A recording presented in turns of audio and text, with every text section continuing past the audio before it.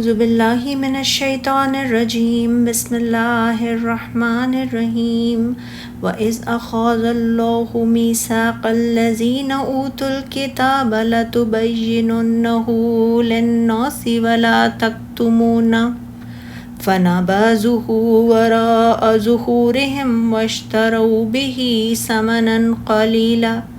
فَبِئْسَ مَا يَشْتَرُونَ لا تحسبن الذين يفرحون بما آتوا ويحبون أن يحمدوا بما لم يفعلوا فلا تحسبنهم بمفازات من العذاب ولهم عذاب عليم ولله ملك السماوات والأرض واللہ علی کل شیء قدیر۔ اور جب اللہ نے ان لوگوں سے عہد لیا جنہیں کتاب دی گئی تھی کہ تم اسے لوگوں کے سامنے ضرور بیان کرو گے اور اسے ہرگز نہیں چھپاؤ گے،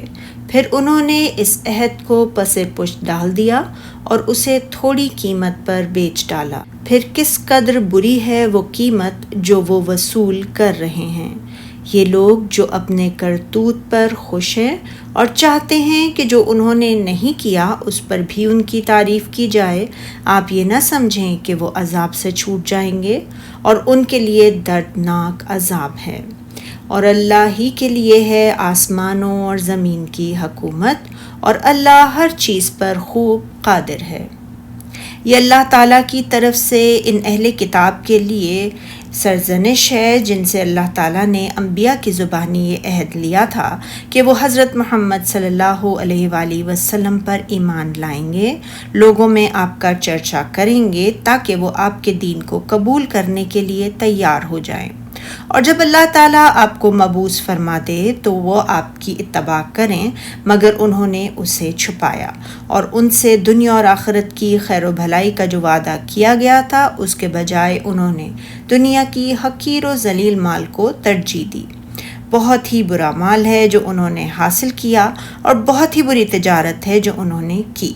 اس سے علماء کو بھی ڈرایا گیا ہے کہ وہ ان کے نقش قدم پر نہ چلیں کہ کہیں یہ بھی اس سے دو چار نہ ہوں جس سے اہل کتاب ہوئے تھے، لہٰذا علماء کو چاہیے کہ وہ عمل صالح کی رہنمائی کرنے والے اپنے علم نافع کو پھیلائیں اور اسے قطعاً نہ چھپائیں۔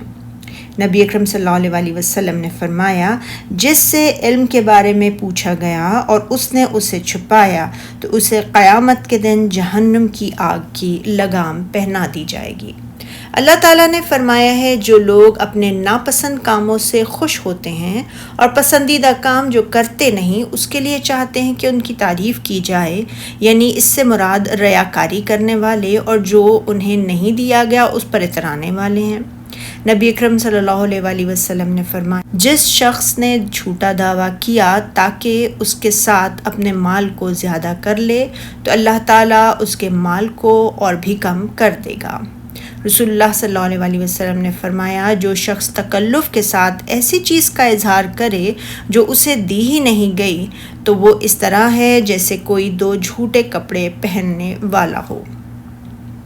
حضرت ابن عباس سے روایت ہے کہ نبی اکرم صلی اللہ علیہ وآلہ وسلم نے اہل کتاب سے کسی چیز کے بارے میں پوچھا تھا تو انہوں نے اسے آپ سے چھپایا اور اس کے بجائے کچھ اور بتا دیا، اور یہ سمجھتے ہوئے کہ آپ نے جو سوال کیا تھا اس کا انہوں نے جواب دے دیا ہے، آپ کے پاس سے چلے گئے اور چاہتے تھے کہ اس کی وجہ سے ان کی تعریف کی جائے، اور حقیقت میں اس بات کی وجہ سے بہت خوش تھے کہ آپ نے ان سے جو پوچھا تھا اسے آپ سے چھپانے میں یہ کامیاب ہو گئے ہیں۔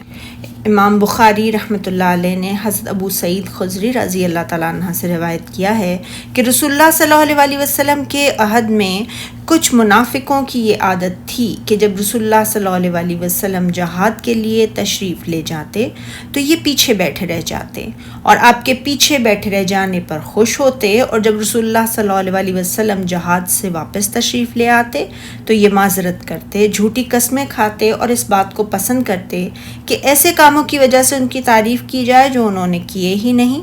تو اس موقع پر یہ آیت کریمہ نازل ہوئی کہ جو لوگ اپنے ناپسندیدہ کاموں سے خوش ہوتے ہیں اور پسندیدہ کام جو کرتے نہیں اس کے لیے چاہتے ہیں کہ ان کی تعریف کی جائے۔